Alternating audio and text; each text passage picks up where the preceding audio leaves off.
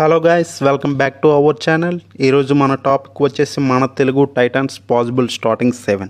Late చేయకుండా అయితే టాపిక్లోకి వెళ్ళిపోదాం. ఏంటి లాస్ట్ సీజన్తో పోల్చితే ఈ సీజన్లో ఎంత స్ట్రాంగ్గా ఉంది అనేది చూసేద్దాం. ముందుగా మన తెలుగు టైటన్స్ పాసిబుల్ స్టార్టింగ్ 7 గురించి చెప్పుకుంటే సెంటర్ మ్యాన్గా వచ్చేసి మన పవన్ సరావత్ అయితే ఉన్నారు. ఇతని గురించి మనం ప్రత్యేకంగా చెప్పుకోనవసరం లేదు. ఇతని ఆట గురించి మనందరికీ తెలిసిందే. ఒంటి చేత్తో మ్యాచ్ గెలిపించిన రోజులు ఎన్నో ఉన్నాయి. అండ్ ఇతనికి సపోర్టింగ్ రైడర్స్గా విజయ్ మాలిక్ అండ్ మంజిత్ అయితే ఉండబోతున్నారు. వీళ్ళ నుంచి కనుక పవన్కు మంచి సపోర్ట్ వస్తే మన తెలుగు టైటన్స్ రైడింగ్లో వండర్స్ క్రియేట్ చేస్తుంది. ఇంకా కవర్స్ గురించి చూసుకుంటే అజిత్ అండ్ మిలాద్ జబారీ వీళ్ళ కాంబినేషన్ సెట్ అయితే ఇంకా ఆపోజిట్ రైడర్స్కి చుక్కలు చూపిస్తారు.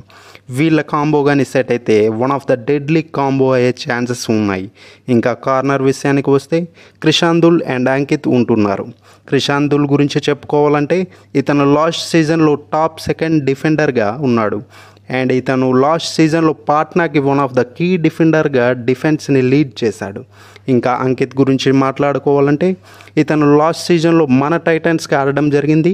అండ్ వచ్చిన ప్రతి అవకాశాలను వాడుకొని తనేంటో నిరూపించుకున్నాడు.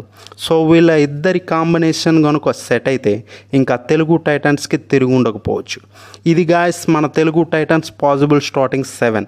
టీం అయితే బ్యాలెన్సింగ్ లాగానే కనబడుతుంది. అలా అని మరీ తోపు టీమా అంటే కాదు. లాస్ట్ సీజన్తో కంపేర్ చేసుకుంటే వెల్ బ్యాలెన్స్డ్ టీం అని చెప్పొచ్చు.